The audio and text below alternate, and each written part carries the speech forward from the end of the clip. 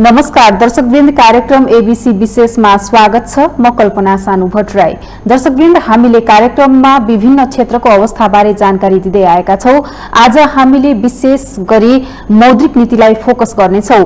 राष्ट्र बैंक मौद्रिक नीति ल्याउने तयारीमा रहेको छ र अर्थतन्त्रका क्षेत्रहरूले भने राष्ट्र बैंकलाई मौद्रिक नीतिमा समावेश गर्नुपर्ने विषयहरू के रहेका छन् यसलाई सुझाव पनि दिँदै आएका छन्। अहिले कोभिड-19 को प्रभावले गर्दा अर्थतन्त्रको दायरा खुम्चिएको छ।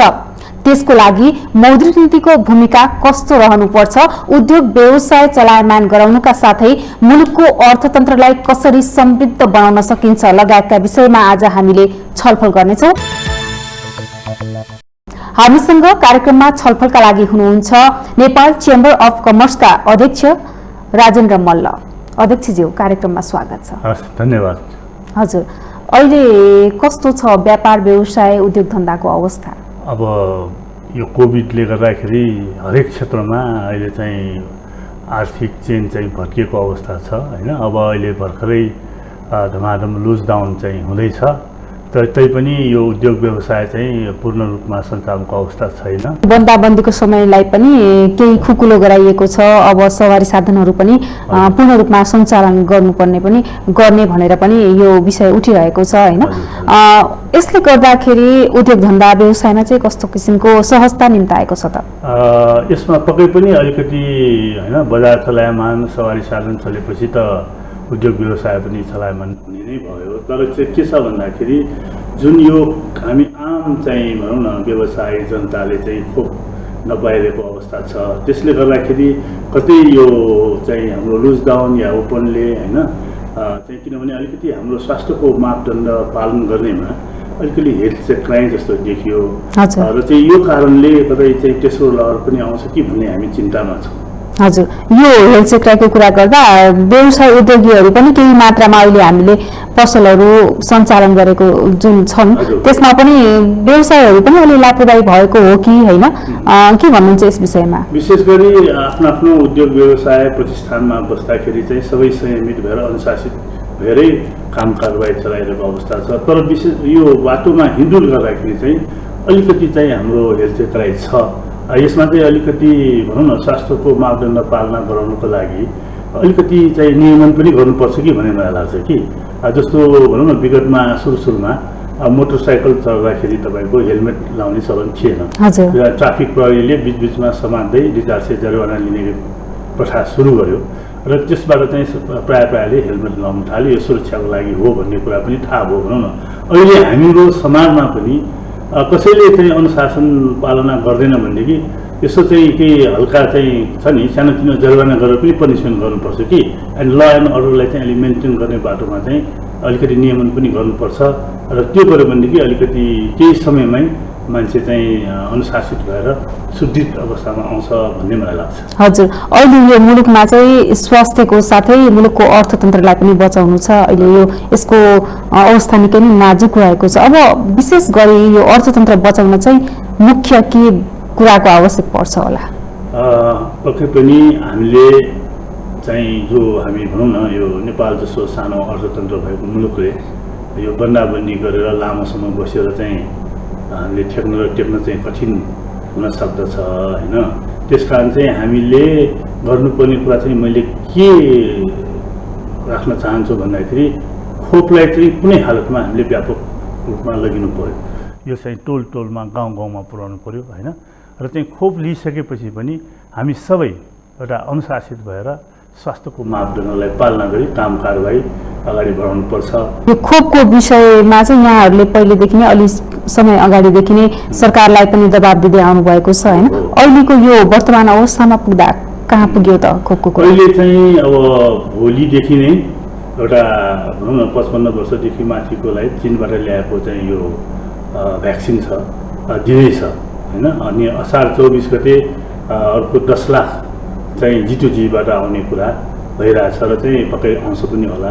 यो भएपछि यसलाई यो खोपलाई चाहिँ निरन्तर रूपमा हामीले लगिनु पर्यो हैन। यसलाई चाहिँ ढिला सुस्ती गरिनु भएन। यसको साथसाथै हामीले हाम्रोमा के छ भन्दाखेरि कन्ट्याक्ट ट्रेसिङको पनि अभाव छ।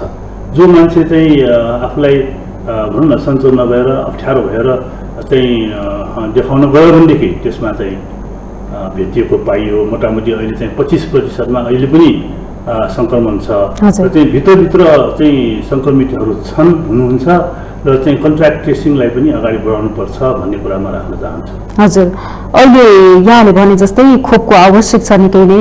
मुलुकमा जनजीवन पनि बचाउनु छ, अर्थतन्त्र पनि बचाउनु छ होइन। यसको लागि अहिले चाहिँ हामीले हेर्दै गर्दा बजेट सार्वजनिक भए पश्चात विभिन्न क्षेत्रले, अर्थतन्त्रका क्षेत्रहरूले, निजी क्षेत्रले पनि बजेटको केही सीमा अपुग भएको र यसले मौद्रिक नीतिले चाहिँ यसलाई पूरा गर्छ भनेर विभिन्न किसिमका सुझावहरू पनि तपाईँहरूले दिँदै पनि आउनु भएको छ राष्ट्र ब्याङ्कलाई। विशेष गरी अब राष्ट्र ब्याङ्कले के कुरामा फोकस गर्नु पर्ला त?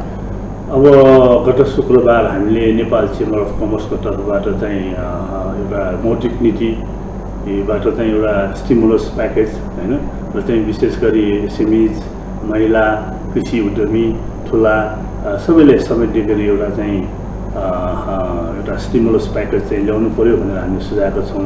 र चाहिँ यो स्टिमुलस प्याकेज अन्तर्गत यसपालि चाहिँ गत सालमा पनि ल्याएको हामीले स्वागत गऱ्यौँ, राम्रै थियो, तर चाहिँ तल्लो तहमा चाहिँ त्यो पुग्न सकेन। र त्यसको लागि विशेष किसिमको चाहिँ एउटा भनौँ न अवस्था या डकुमेन्टेसन, केवाइसी थुप्रै चाहिँ डकुमेन्टहरूको चाहिँ काम कारबाही गर्नुपर्ने रहेछ होइन, त्यो स्टिमुलस प्याकेज पाउनको लागि। तर के छ भने हाम्रो मुलुकमा चाहिँ एसएमइजहरू मोटामोटी झन्डै 80% छ भनेदेखि उहाँहरूको चाहिँ एउटा कर्पोरेट किसिमको अफिस, सिए राखेर, अडिटर राखेर काम कारबाही चलेको अवस्था छैन। र चाहिँ विशेष गरी उहाँहरू कस्तो छ भने आफै मालिक, आफै श्रमजीवी, आज कमायो भोलि खाने, भोलि कमायो पर्सिलाई चलाउने, त्यस्तो अवस्थामा छ भनेदेखि त्यो क्षेत्रसम्म पनि पहुँच पुग्ने गरी यसपालिको मौद्रिक नीतिले एड्रेस गरिनुपर्छ भन्ने कुरा हामीले सुझाएका छौँ। यस अन्तर्गत के भन्दाखेरि पक्कै पनि ब्याङ्कलाई आफ्नो चाहिँ स्टिमुलस प्याकेज अन्तर्गत कुनै लोन प्रवाह गरे पनि आफूलाई चाहिने ग्यारेन्टीका कुरा छ, के छ उहाँहरूले लिनुपर्छ, त्यसमा कुनै द्विमत भएन। तर के छ भनेको जुन एउटा सरलीकरण र सहजीकरण गरेर चाहिँ एसएमइजहरूको उठानको लागि एउटा उहाँहरूको चाहिँ व्यवसाय चलावनको लागि विशेष किसिमको नीति राष्ट्र ब्याङ्कले एड्रेस गर्नुपर्छ मौद्रिक नीति मार्फत होइन। अहिले नै कुनै किसिमको नहुने डकुमेन्ट छ भनेदेखि ल्याइसकेपछि मात्र होइन, अग्रिममै तपाईँहरू यो रूपमा तयारी हुनुहोस् है, मिनिमम यति डकुमेन्ट त हामीलाई चाहिन्छ भन्ने कुरा गरिनुपर्छ भनेर हामीले सुझाएका छौँ। गत वर्ष चाहिँ त्यो डकुमेन्टेसन मिलाउनै, नियमावली बनाउनै नै 5-6 महिना लाग्यो। यसपालि चाहिँ यस्तो नहोस्, छिटो होस्, चुरुस्त दुरुस्त होस्, सबैकोमा पहुँच पुगोस् भन्ने किसिमले सुझाएका छौँ। हजुर, यहाँको भनाइअनुसार एउटा अध्ययन पनि हुनु पर्यो कसरी कार्यान्वयन गर्ने भनेर। हजुर, जस्तो गत वर्ष पनि यो महामारीको चपेटामा नै यो बजेट पनि आयो, यो महामारीको बिचमा भन्नु पर्यो, अनि मौद्रिक नीति पनि आयो होइन। तर पनि यसबाट अलिकति सन्तुष्ट चाहिँ देखिएन। यहाँले भने जस्तै कार्यान्वयनको पक्ष निकै नै फितलो रह्यो होइन। अब आगामी दिनमा चाहिँ अब मुलुकको अर्थतन्त्र बचाउन निकै नै आवश्यक पनि रहेको छ अहिलेको यो सिनारियो हेर्दाखेरि। आगामी दिनमा चाहिँ विशेष गरी अध्ययन गर्दा पनि के कस्ता कुराहरूमा दायरा कसरी छुटाउन सकिन्छ त?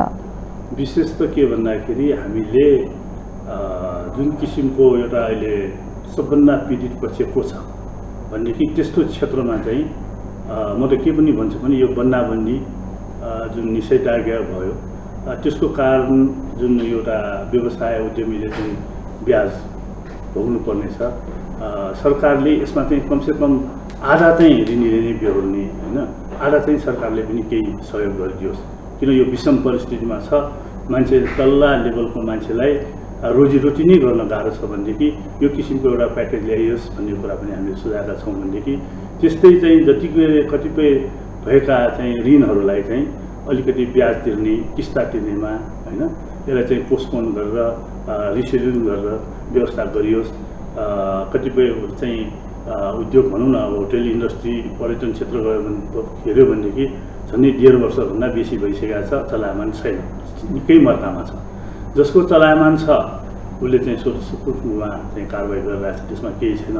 साँच्चीकै रुग्न र पीडित पक्षलाई चाहिँ अलिकति ब्याज दरको कुरा भयो, रिपेमेन्टको कुरा भयो, यसलाई पनि ढकेलेर तपाईँको यो 79को असार मसान्तसम्म यसमा पनि लम्बिएर गयो भने अर्को 2-3 वर्ष थपेर भए पनि अर्थतन्त्र चलायमान गर्नुपर्छ र उद्योग व्यवसायलाई चाहिँ टेवा दिनुपर्छ भन्ने किसिमको सुझाव गरेका छौँ। हजुर, यहाँको क्षेत्र जुन यो उद्योग उत्पादनको क्षेत्र छ अहिले चाहिँ कस्तो छ उत्पादनको अवस्था? अहिले यस्तो छ, तपाईँको विगतमा जस्तो त चलायमान छँदै छैन होइन। तर के छ भने जिन तिन चाहिँ यो खाद्यान्न औषधिजन्य कुराहरू चाहिँ अलिक स्मुथली चलेको अवस्था छ भने अन्य उद्योगहरू चाहिँ केवल काम चलाउको रूपमा 25-30% मात्र चलायमान भएको अवस्था छ। र चाहिँ बिचमा यो दोस्रो लहर आउनु अगाडि त झन्डै 75% भइसकेका थियो भनेदेखि बिचमा फेरि यो निषेधाज्ञाको कारण कतिपय यो कारणले गर्दाखेरि हाम्रो दाजुभाइ दिदीबहिनीहरू कतिपय चाहिँ आफ्नो अफिसको एरिया छोडेर गाउँघर गएको अवस्था छ होइन। कतिपय अहिले आउने समय पाइरहेको छैन भनेदेखि यो सुस्त छ, यसलाई चाहिँ व्यवस्थित गरेर चाहिँ हामीले अगाडि बढाउनुपर्छ भन्ने कुरा पनि राखेका छौँ। हजुर, विशेष गरी कस्ता खालका उद्योगहरू चाहिँ अहिले उत्पादित सामानहरू बजारमा खपत भइरहेका छन्? अहिले तपाईँको मोटामोटी खाद्यान्न औषधिको कुराहरू होइन, जुन बाहिरबाट आयात हुने रेडिमेड तयारी सामानहरू चाहिँ अलिकति चलायमान बजार खोलेको अनुसार अलिअलि भएको छ। र चाहिँ पर्चेज क्यापेसिटी नै छैन अहिले मान्छेको, सम्पूर्ण शक्ति नै खान र चाहिँ औषधिजन्यमामै खर्चिएको अवस्था छ भनेदेखि आम जनताले चाहिँ विगतको वर्ष जस्तो क्रय शक्ति छैन। त्यो कारण चाहिँ बजार चलायमान अलिअलि भएकोमा पनि तपाईँको आर्थिक चेन भत्किएको कारणले हाम्रो चाहिँ भनौँ न कारोबारमा सुस्तता नै छ, राम्रो अवस्था भएको छ। हजुर, अहिले हेर्दाखेरि गत वर्ष पनि यो कोभिडको जुन प्रभाव थियो विभिन्न मुलुकमा गएर काम गर्ने पसिना बगाउने युवाहरू स्वदेश फर्किएको अवस्था पनि थियो। तर फेरि यो बन्दाबन्दी खुलेपछि विदेश पनि पलायन भइसकेको अवस्था छ। यसमा चाहिँ मौद्रिक नीतिले कस्तो भूमिका निर्वाह गर्न सक्छ देशमा स्वरोजगार गर्नको लागि, रोजगारी सृजनाको लागि? कहाँ अलिकति के छ भन्दाखेरि भन्ने र गर्नेमा फरक छ होइन।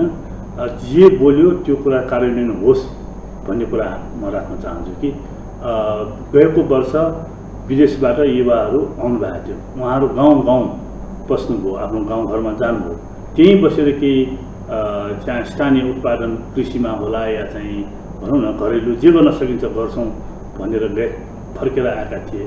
तर चाहिँ जुन यो मौद्रिक नीतिले स्टिमुलस प्याकेज दिए तापनि समयमा उहाँले नपाउँदाखेरि फेरि विदेश नै पलायन भएको कुरा त तपाईँहरूको मिडिया मार्फत मैले देखेँ पनि सुने पनि, यथार्थ पनि यही भयो होइन।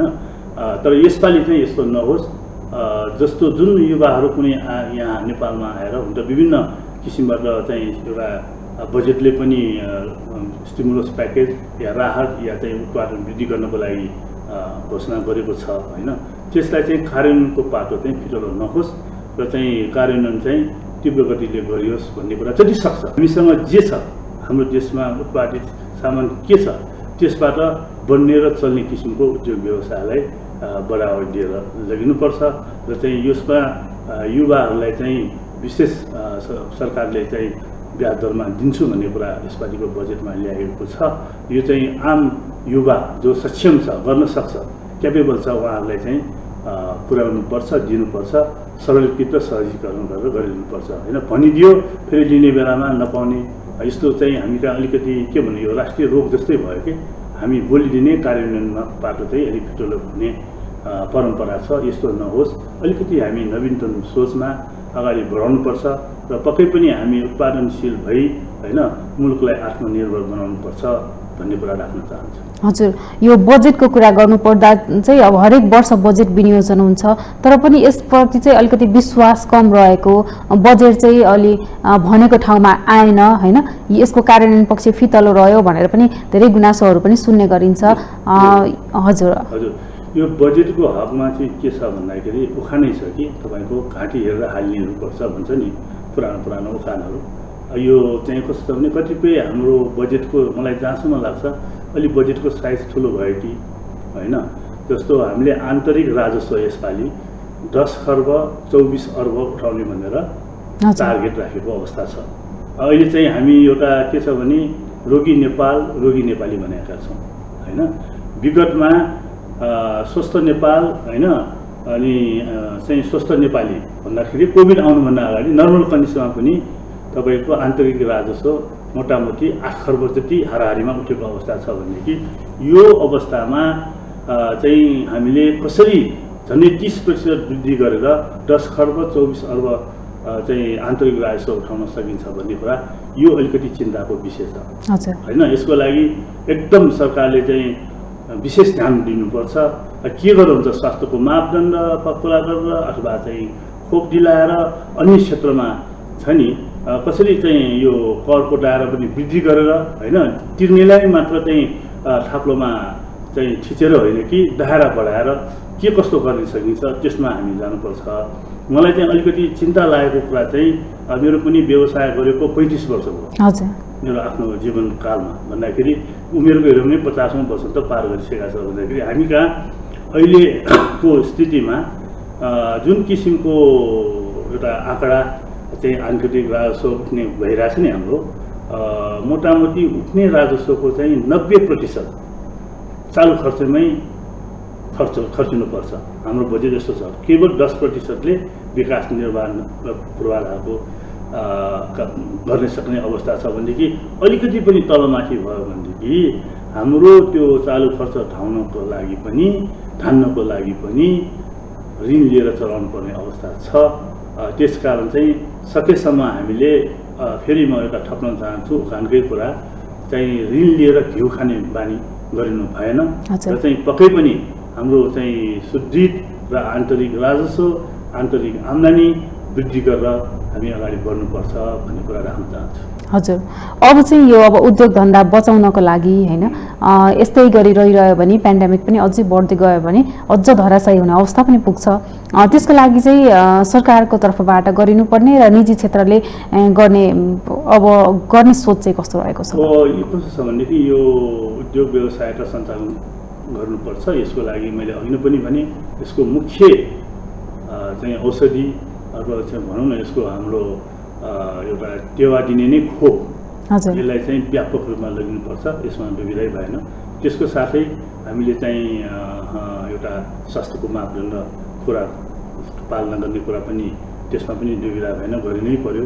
यसको साथै अलिकति हामीले उद्योग व्यवसाय सञ्चालनको लागि करिब यो रुग्नलाई चाहिँ सस्तो ब्याज दरमा उपलब्ध गराउने हैन सरकारले।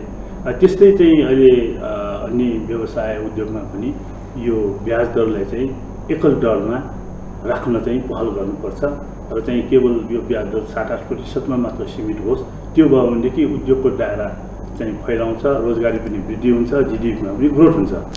यस्तो गर्न सकेन भनेदेखि चाहिँ फेरि हामीलाई अर्को समस्या आउन सक्छ र यो अहिले बिचमा आएर चाहिँ हाम्रो कहाँ अलिकति के एउटा अवस्था छ भनेदेखि अब सरकारले चाहिँ बजेट निर्माण गर्दाखेरि आन्तरिक ऋण झन्डै 250 अर्बको लिने घोषणा गरेको छ, लिन थालिएको पनि छ।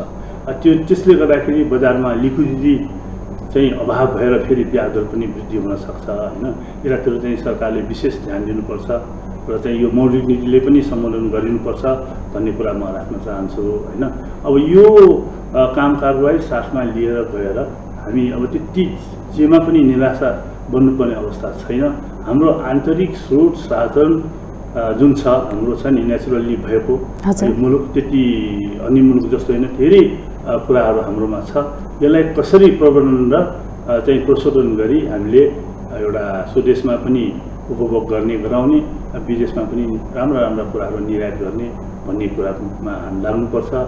त्यो ज्वलन्त रूपमा पुरै गर्ने हो भनेदेखि जलस्रोत क्षेत्रमा अलिकति मेहनत गरेर निर्यात गर्न सक्यौँ भनेदेखि हाम्रो मुलुक आत्मनिर्भर बन्न सक्छ भन्ने कुरा राख्न चाहन्छु। हजुर अध्यक्षज्यू, सरकारले चाहिँ गत वर्ष पनि त्योभन्दा अघिल्ला वर्षहरूमा पनि यो आयात प्रतिस्थापन गर्ने भनेर पनि भन्यो। अहिले पनि बजेटमा समावेश भएको छ यो कुरा हैन।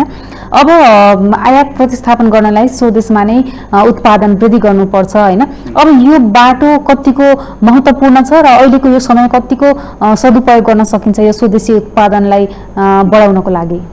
अब हामीले पक्कै पनि हामी आत्मनिर्भर बन्नको लागि स्वदेशी उत्पादन वृद्धि गर्नै पर्छ। कमसेकम हामीलाई अत्यावश्यक नहुने कुरा ठुल्ठुला कुरा उद्योगहरू चाहिँ को कुरा नगरौँ हैन। जुन चीन र भारतसँग चाहिँ हामीले कम्पिटिसन गर्नै सक्दैनौँ हैन। एटलिस्ट हाम्रो देशमा खानलाई पुग्ने दाल चामल तरकारी चाहिँ उत्पादन यही मुलुकमा गर्ने नीति ल्याउनु पर्यो हैन। यसको लागि के पूर्वाधारको कमी छ त भन्दाखेरि सिँचाइको व्यवस्था गर्नु पर्यो हैन। सिँचाइ पनि केवल चाहिँ 39-40% मात्र पहुँच छ हामीलाई, सिँचाइ गर्नु पर्यो। त्यस्तै चाहिँ एउटा कृषिमा यान्त्रिकरण होइन, व्यवसायीकरण, त्यस्तै भनौँ न एउटा मल चाहिँ समयमै पाउने, कुनै ठाउँमा चाहिँ पकेट एरियामा चाहिँ अर्ग्यानिकको चाहिँ उत्पादन गरेर चाहिँ निर्यात गर्ने, यस्तो किसिमको नीति चाहिँ पनि हामीले ल्याउनुपर्छ र ल्याउने मात्र होइन कार्यान्वयन पनि हुनुपर्छ। किनभनेदेखि यो चाहिँ सरकार सुरुमा आउँदाखेरि होइन DTI को सरकार बन्यो, सारा जनताले स्वागत गर्यो, ढुक्क भयो, मुलुक चाहिँ राम्रो हुन्छ भन्ने पुरा आशामा थियौँ। बिचमा नेताजीहरूको चाहिँ झगडा पर्यो होइन। र चाहिँ मलाई चाहिँ कुरा एउटा के राख्न चाहन्छु भनेदेखि नेतृत्वमा चाहिँ 19-20 तलमाथि भए पनि होइन मन्त्रीज्यूहरू यताउति हुनुभयो भने पनि एउटा मन्त्रालयको र चाहिँ देशको नीति दरिलो हुनु पर्यो, ब्युरोक्रेसी एकदम स्ट्रङ हुनु पर्यो। कि ब्युरोक्रेसीले चाहिँ यो मुलुक चल्ने नभई नहुने कुरामा नेतृत्वले चाहिँ निर्देशन दिने कुरा चाहिँ समयअनुसार गरिनु पर्यो, ताकि यो मुलुकलाई चाहिँ यसले चाहिँ केही भनौँ न विकास वृद्धिको लागि काम गरोस्। र चाहिँ जो मानिस आफू कुर्सीमा बस्नासाथ आफूले भनेको जस्तो मै हुँ भन्ने र हामी हौँ नभन्ने त्यस्तो नीति हुनु भएन।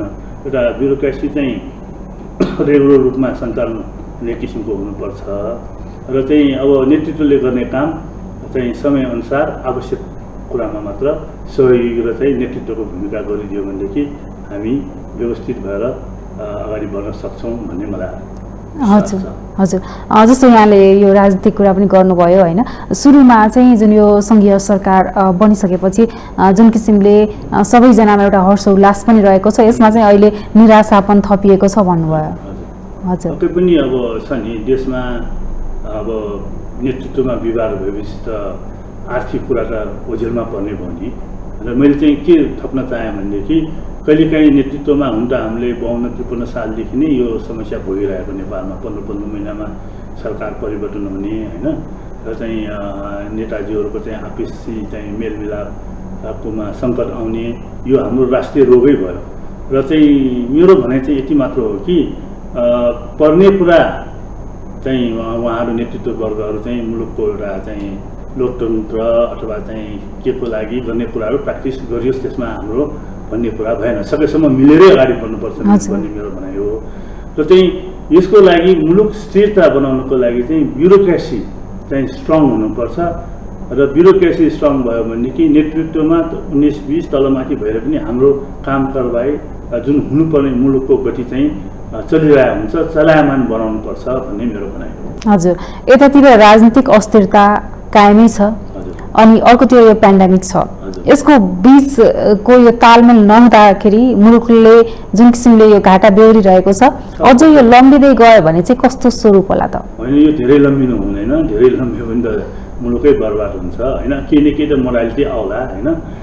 यसरी चाहिँ एउटा झैझगडा भयो भनेदेखि आर्थिक वृद्धि र चलायमान त हुनै सक्दैन नि। किनभने सबैको ध्यान चाहिँ नेतृत्व वर्गको चाहिँ राजनीतिमा हुन्छ, यता अर्थतन्त्र चलायमान गर्ने मुलुकलाई कसरी निकास दिने भन्ने कुरामा उहाँहरूको ध्यान कमी हुन जान्छ कि त्यस्तो नहोस् भन्नको लागि एउटा ब्युरोक्रेसी जुनसुकै सरकारले नेतृत्व गरे तापनि सरकारमा ब्युरोक्रेसीको चाहिँ काम कारबाही चाहिँ सुरुस्त दुरुस्त र चाहिँ बलियो बनाउनुपर्छ, अनि मात्र यो मुलुकलाई चाहिँ राम्रो हुन्छ भन्ने पक्षमा म छु। हजुर, अहिले चाहिँ यो नेपाल चेम्बर अफ कमर्सले चाहिँ के गर्दैछ अहिले यो पेन्डेमिकको समयमा व्यवसाय उद्योग धन्दा बचाउनको लागि? विशेष गरी हामीले चाहिँ अब नेपाल चेम्बर अफ कमर्सले चाहिँ प्राय चाहिँ अब हुन त यो महामारीको बिचमा एउटा स्वास्थ्य सेवा पनि गऱ्यौँ।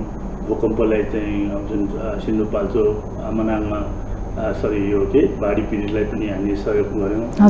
र त्यसको साथै अब जिल्लामा हामीले चाहिँ आफ्नो भनौँ न सक्दो सेवा आफ्नो सिट मनीहरू राखेर हामी सेवा गरिरहेको अवस्था छ यो स्वास्थ्य क्षेत्रमा। यो चाहिँ उद्योग क्षेत्रमा चाहिँ मिलेसम्म सकेसम्म अनुशासित भएर चाहिँ जिल्लामा ठुला उद्योग त छैन, ठुला उद्योग त व्यवस्थित छन् र चाहिँ केही परे पनि उहाँको चाहिँ घाटा बिहोर्ने इन्सुरेन्स छ, यस्तो छ, हरेक किसिमको ब्याकअप हुनसक्छ होइन। तर एसएमइजहरूको हकमा चाहिँ हामीले चाहिँ उठान गर्नुपर्छ। हाम्रो चेम्बरको चाहिँ एउटा अहिले चाहिँ भनौँ न गाउँ जिल्ला प्रदेश तहमा पनि सञ्जाल फैलिएको अवस्था छ।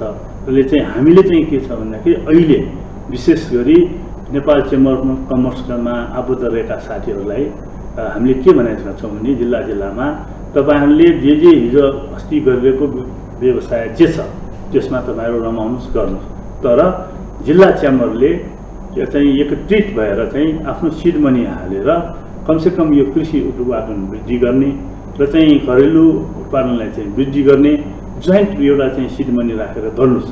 त्यसको मार्केटिङको लागि राष्ट्रिय लेभलमा अब हाम्रो प्रदेश लेभलमा सबै तहमा यताउति चाहिँ हामीले चाहिँ एक्सचेन्ज पनि गर्न सकिन्छ स्वदेशी उत्पादन प्रवर्धनको लागि होइन। त्यस्तै केन्द्रले चाहिँ राम्रो कुराहरू छ भनेदेखि निर्यातको लागि पनि केन्द्रले सहयोग गर्न सकिन्छ। यो रूपमा तपाईँहरूले चाहिँ जानुहोस् र चाहिँ अहिलेको दिनमा हामीले चाहिँ हाम्रो देशमा भएको जुन कच्चा पदार्थ अथवा चाहिँ जुन यो भर्जिन ल्यान्डमा हुनसक्ने कुराहरूलाई चाहिँ कलेक्टिभ भएर चाहिँ जिल्ला चेम्बरहरू लाग्नुहोस् भनेर हामीले सुझाएका छौँ। र त्यसको साथै हामीले पनि अहिले एउटा चाहिँ थप कुरा चाहिँ आइटी सेक्टरमा पनि नेपाल चेम्बर अफ कमर्सले चाहिँ के भनेको छ भनेदेखि अहिले हामीसँग प्रशस्त मात्रामा बिजुली पनि छ, गाउँ गाउँमा बिजुली पुगिसकेको छ भनेदेखि अहिले यो आइटी सेक्टरको चाहिँ युवाहरू पनि धमाधम वृद्धि भइरहेछ। यो आइटी इन्डस्ट्री पनि यसको चाहिँ भनौँ न आइटी सेक्टर उत्पादन गर्ने काममा हामी केवल चाहिँ राजधानी भनौँ न सहर केन्द्रित नभई गाउँ गाउँमा पनि यसलाई विस्तार गरेर लगाउँ र चाहिँ यो भयो भनेदेखि न यसलाई चाहिँ रेलवे चाहियो न यसलाई चाहिँ सिपिङ वे चाहियो होइन। हामीले यहीँबाट चाहिँ गर्न सक्ने कुराहरूमा चाहिँ अगाडि बढौँ भन्ने कुरा चाहिँ हामीले बढाएका छौँ र चाहिँ यो तर्फ चाहिँ नेपाल चेम्बर अफ कमर्सले फोकस गर्छ भन्ने कुरा राख्न चाहन्छु। हस् अध्यक्षज्यू, यहाँको समयको लागि यहाँलाई धन्यवाद। हस्, तपाईँलाई पनि धन्यवाद। दर्शकवृन्द, हामी एबीसी विशेषमा रहेका छौँ र हामीले आगामी दिनमा आउँदै गरेको मौद्रिक नीति तथा उद्योग व्यवसाय बचाउनको लागि के कस्ता रणनीति आवश्यक पर्छ लगायतका विषयमा हामीले नेपाल चेम्बर अफ कमर्सका अध्यक्ष राजेन्द्र मल्लसँग कुराकानी गरेर तपाईलाई जानकारी दिएका छौँ। हामी पुनः नयाँ प्रसङ्ग सहित कार्यक्रममा उपस्थित हुनेछौँ। हेर्दै रहनुहोला एबीसी टेलिभिजन। नमस्ते।